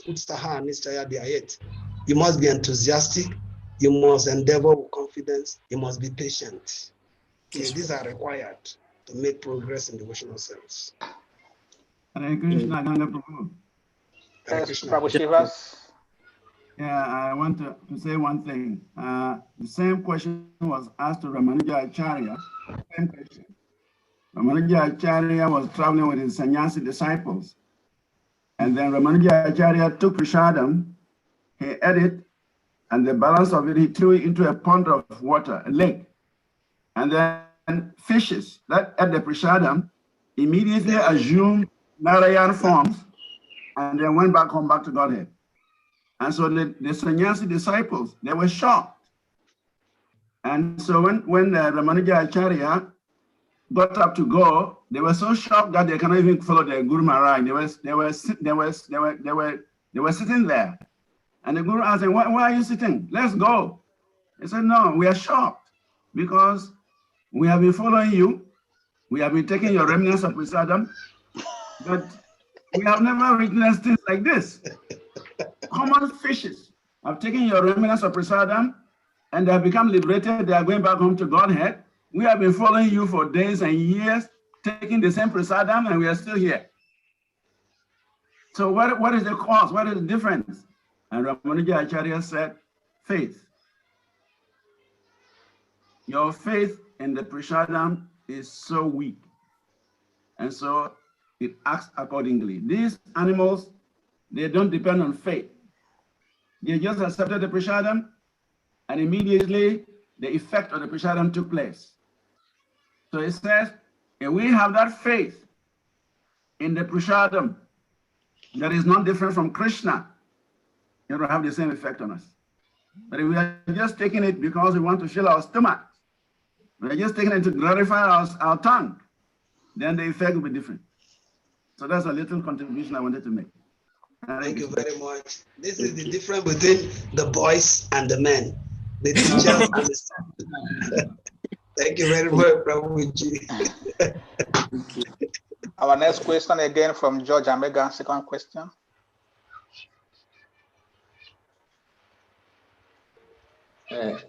Thank you once again for giving me the opportunity. My question has to do with what Prabhu Shivas has just said concerning fishes taking the remnant and they assume their Narayan form and go back to Godhead. But my question has to do with I know before one attend the spiritual abode, you have to go through the 8,400,000 species of life. That means that after attaining this human form, then you'll be able to go back home, back to Godhead. But in this case, what happened? That common fish, I know the living entity starts from there before coming to the earth, then before through. So what actually happened? That the common fishes took a prasad and they took that Narayan form and went back home, back to it. Actually, I have two questions here, but this is just impromptu. So if you can. Thank you very much. It's a very interesting question. There's a factor there. In one of the purports of Prabhupada in Bhagavad Gita, it mentioned that during Trita Yuga, Brahmanas, they used to offer animals in sacrifice with mantra, and they use mantra to bring fire. They use mantra to bring the animals into fire. When the animals come on the other side of the fire, they get a brand new body. That body, if it is properly performed, they can come back to Godhead by that sacrifice. Or they can take a brand new body that is higher body than animal body, just by the intervention of a devotee. So the devotee factor is the magic wand. That's why I said that the devotee is more merciful than God. He will break all protocols to give you what ordinarily is not possible. So it's not a must that we must follow the 8,400,000 evolutionary circle. If you remember, I said Brahmananda Brahmeti Kona Bhagavan Ji. We wander from lifetime to lifetime, species after species, planetary system. But when we come in contact with a pure devotee, the seed of perfection is planted. So it is contact with the pure devotee that made the difference.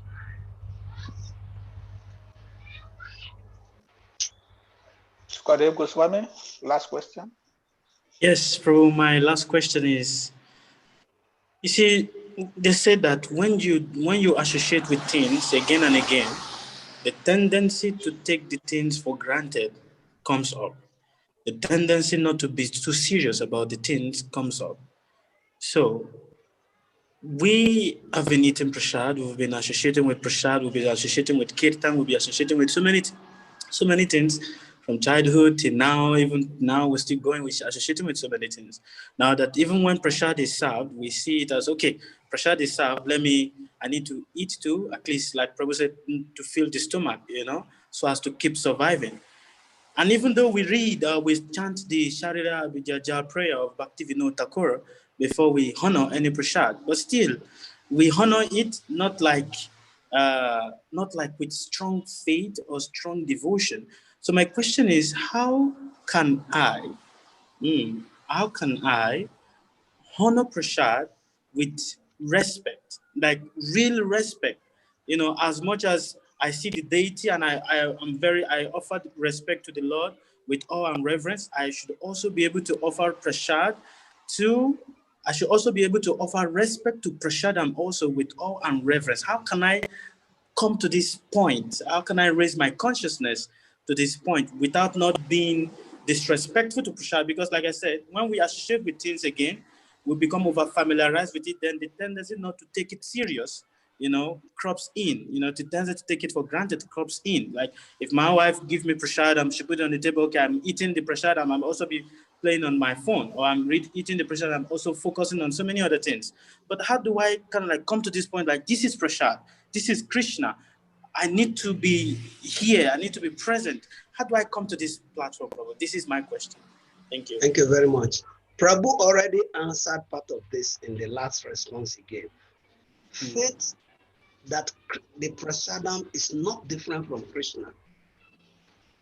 If the faith that the prasadam is not different from Krishna, then what happens? We have to be cautious. That if Krishna is standing before you, there's an attitude. And if Krishna is present as prasad, there's an attitude. And Prabhupada mentioned in the purport of the Upadeshamrita that advancement on this part is dependent on the attitude of the practitioner. Attitude is what makes the difference. Okay? Now, there are a lot of attitude we put a careless attitude, but in the purport I read of evaluating our pastor, Prabhupada said, we must be cautious. Must be cautious. And somewhere it's mentioned that spiritual life is like treading on a razor edge. If you are not cautious, it will cut you. Okay? So that caution is what is required with faith. We don't take anything for granted. We venerate it as Krishna. Then these kind of things will not come up. There are many instances of our experience. Sometimes even the devotees are prasadam because there's enmity between one devotee and the other, which is it's unthinkable. It will not take prasad. So what kind of attitude is that? Or somebody collects prasadam and he keeps it. I know some of my devotees, when I was in Ibadan or Port Harcourt, they will collect prasadam late in the night and keep it so that they can take it before Mangalati as foundation for the day. So many attitudes are there towards prasadam, which is neglect, it's negligence. But we have to be careful. We really have to be careful. It's not like in deity worship also. Once the devotees were dressing deities in Radha Gopinath temple, and then they were told not to be using pen to pin the garland to put on the deities. And then they started using this gum sticker. They would put enough of gum on the deities and put the thread. And Maharaj came and said, what is the difference between pinning the body and sticking the body? It makes no difference. You are inconveniencing the body. So caution has to be put. Okay, if he's Krishna and Krishna's body does not have to be inconvenienced, whether it is pin or is gum sticker, it should not be inconvenienced. That's the point. So prasadam from the story we narrated, look at. Narad Muni got the prasadam from Lakshmi Devi. Did he wait? Did he make it wait? Etiquette is once prasadam comes, if Krishna's mercy is rarely achieved, you honor it immediately. And when Shiva got prasadam from Narad Muni, what happened? Lese kese. Immediately, he took it. So those are also part of contemptuous dealing. Okay, you can wait, I'll take it later. Although we may have pressing call of service to Krishna, that will make us only on those conditions, pressing call of service to Krishna, like your pujari and prasadam is ready, you have to go to the altar. You can keep your prasadam and come back to take it, okay? But not in any other circumstance. So attitude, faith, and caution is required in our dealing. Even in our interpersonal dealings, these are required. We have to have the right attitude in dealing with each other.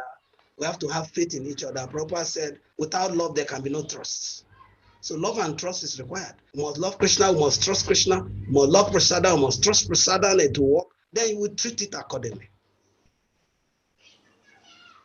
Thank you, Prabhu, for your wonderful class. Any other question? In the absence of no question, Prabhu Shivas, you have anything to say, or we close the class? I think yesterday His Holiness Kavichandra Maharaj mentioned about the book distribution. I think Ganga Prasad Prabhu has already touched on that subject. Maharaj wants to see that a daily distribution of books are posted on the Hare Krishna Africa platform, all the temples. We want to see that this month of Srila Prabhupada's marathon is being observed by all the temples. Of course, the daily results will accumulate to the weekly and then to the monthly. And finally, at the end of the month, we want to see which temple has done their best in distributing books. We also request our devotees, if they can, sponsor some Bhagavad Gitas or some books in the various temples so that the devotees can go and distribute. That will also be very helpful. Actually, East Africa, South Africa, Central Africa, they are all out there trying to increase their book distribution. And we in West Africa, we should not sleep. Otherwise, at the end of the day, it will look like we in West Africa, we are not alive. So His Holiness Kavichandra Maharaj is emphasizing that all temples should take up this book distribution very seriously. So at the end of this month, we all have something to offer to the ISKCON world, that books have been distributed in West Africa. So please, this message should go to all the temple leaders, temple presidents, project managers, and all devotees. It's important. We should do something for the pleasure of Srila Prabhupada. Thank you very much. Hare Krishna. Hare Krishna, Prabhu. We ask all devotees to... If you permit me, okay, please permit me to make little input in that regards. This is achievable and it is called for. Why? This platform of Hare Krishna Africa has given us a kind of image that it is not anticipated. And so henceforth, all our activities should complement that our image worldwide should be reputable. So book distribution has gone down the air. It's not going to be just easy to revive it all of a sudden, which is the feedback I'm getting from the ESCOs.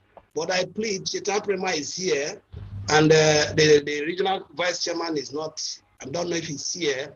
The National Council chairman, the temple president, I depend on Chaitanya Prema Prabhu, please prevail or assist to see that they make it like a daily activity to go out with books. Daily activity. If it is important to go out with books, then it is guaranteed that some result will come. But when we don't make attempt to go out and then we just finish taking prasada and we crash and we wake up to take another prasad. Kavichandra Maharaj said, if you are not preaching, you will fall for sex life. So it is my little plea. It is not going to be easy, because even when the temple, when we get sponsors for the books, people sponsor the books can also be lying there, undistributed. So it will look like no work done. So I plead that we culture the responsibility of go out. That is the instruction of Mahaprabhu. It's also the instruction of Kavichandra Maharaj. It is the instruction of Prabhupada. Go out and meet somebody. Let them touch books. Krishna will do the magic inside. And then we'll have something to report. And for reporting, which is documentation, it's also very important, because one aspect that we have been neglecting. Our communication, our correspondence is also very lacking. So please let us have record of books that we have. Let us have record of books that go out, and let us have record of the books that are distributed and submit them appropriately. Then we'll have something to announce. The spiritual master will be happy. Prabhupada is very happy when they announce that this volume of books are published, this volume of books are distributed. It gives Prabhupada ecstasy. And the 8th stanza of our Mangal prayer is Yasya Prasad, Bhagavad Prasad. When the spiritual master and Krishna are pleased, advancement. So I am also joining my voice to the voice of the regional zonal coordinator, Achari, and Kavichandra Maharaj, so that please let us take it seriously. And by doing this, then we are sure that we are practicing devotional service. Otherwise, we are just doing our own thing.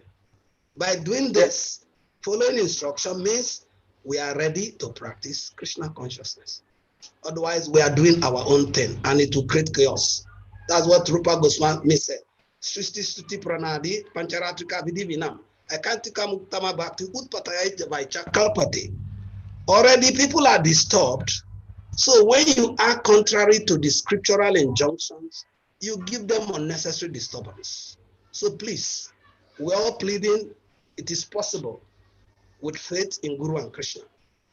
Thank you very much. We have our last question from Rati Devi. Oops. Rati, unmute your camera and mic. Hare Krishna, Prabhu. Hare Krishna. Hare Krishna. Everyone. And pranam. Thank you for giving your darshan. Hare Krishna, Prabhu. Please, I want to ask a question. You spoke so well about prasadam, and I want to ask: is prasadam considered as Holy Communion? If yes, that means not everyone is qualified to take prasadam, because if you go to the church and they are taking Holy Communion, if you are not qualified, there are some people that are not qualified to take Holy Communion. Few will go out with folded hands, very humble, forgetting how much done to take the Holy Communion. You see them, they look so friendly, and But if pressure is not to be taken by everyone, then what else would they take? What would they have to maintain the body? Hare Krishna. Yeah, thank you very much for that question. When Prabhu Srivas finished answering what I said, this is what separates the men from the boys. This is what separates Krishna consciousness from other institutions. And you can see, like, I have, Sister Tio, because she has associated with devotees very much. I have one other pastor friend there in Ota. He has associated with us, and he's amazed that at the end of every service, we give food to people. And he told me confidently, I will go and start doing this in my own church also. But this is what Jesus did. Jesus fed 5,000 people. The same thing as distributing prasad. Jesus had Last Supper with his devotees or the disciples. The same thing as prasad and distribution. So the Orthodox Catholic concept of communion is the same thing as prasadam. Prasadam also is Holy Communion, but the attitude of giving it out is that we are not looking at who is qualified or not, who is not qualified, because the power of prasadam is such that once you take it, there will be tremendous transformation and drastic change in one's consciousness and lifestyle. That is why we are instructed. It's our own system. Everybody is given prasadam, and it is a strategic plan. Mahaprabhu, when he argued with those sannyasis at Jagannath Puri, and all of them stood up and left, he defeated them in argument. Mahaprabhu said, oh, I have to devise a means to get them. So it is that devising of means that is making us give prasadam, give books, and give the holy name. This is our three strategies: books, holy name, and prasadam. So, and Mahaprabhu's mission is not founded on who is qualified, who is not qualified. No, there's no qualification. So we have to give prasadam. Now, if we have opportunity to influence the reasoning of the Catholic, and then there's an even they don't give the Holy Eucharist to some people, there should be some form of communion that they also get. Do you still have time for more questions? No, I know you are in the hospital. We still have some people raising their hand.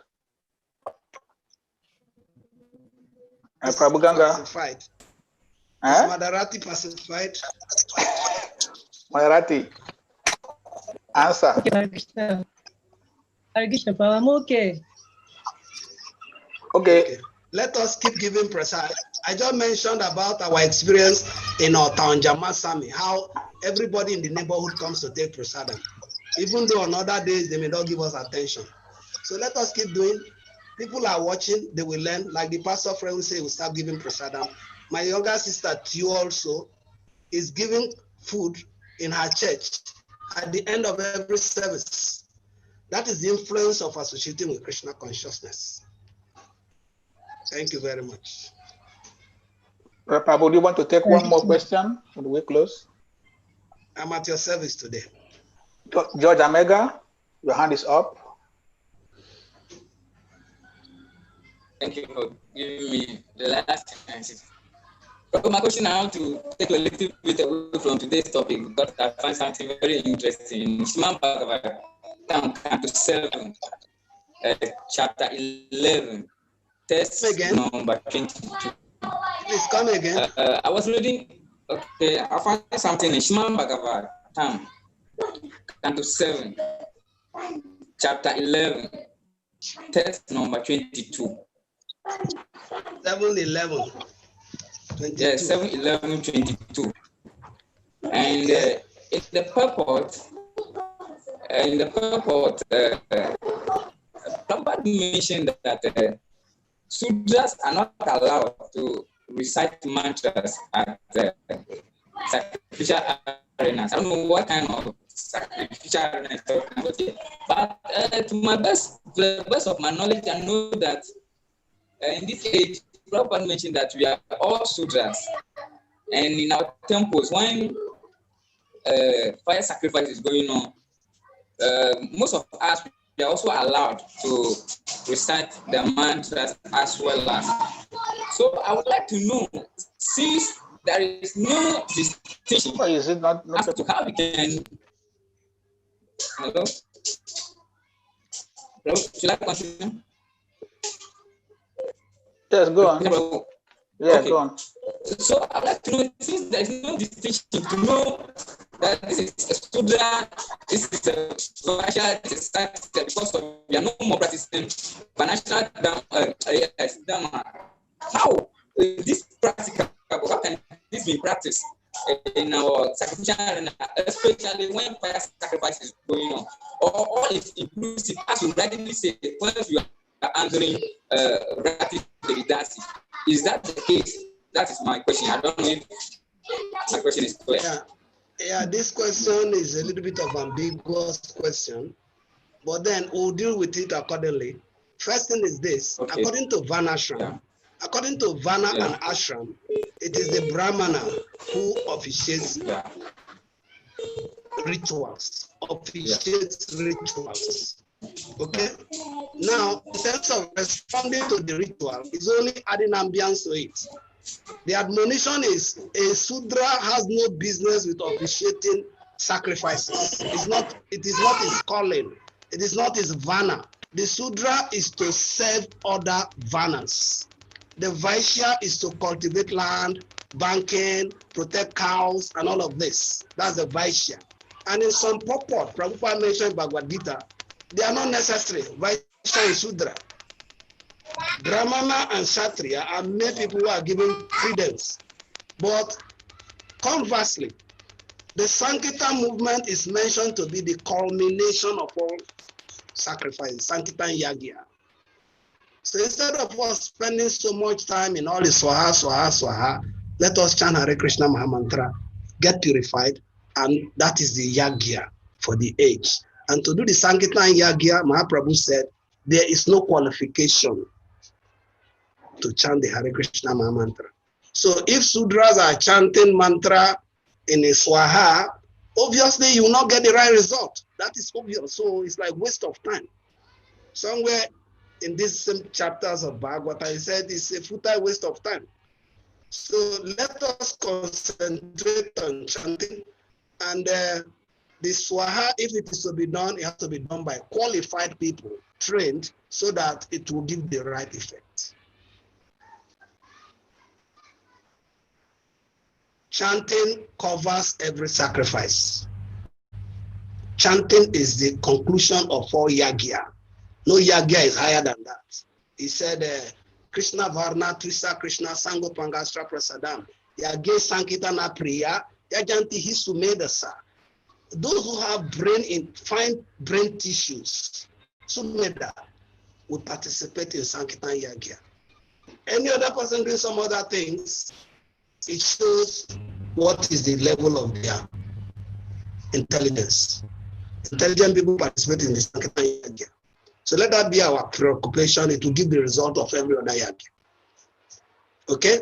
What people achieve by Somadya Yagya, in Spritya Yuga, in horse sacrifice, all is gotten in the chanting of the holy name.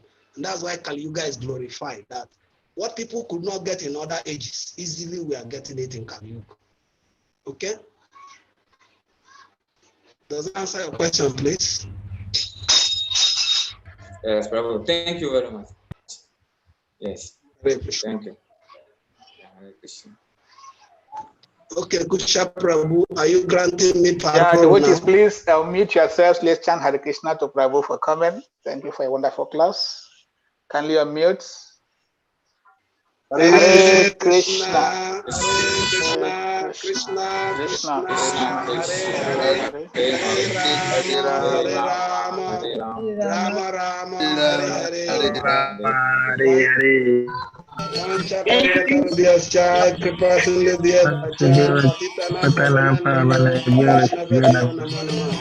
His Grace Kagasa King. Yes.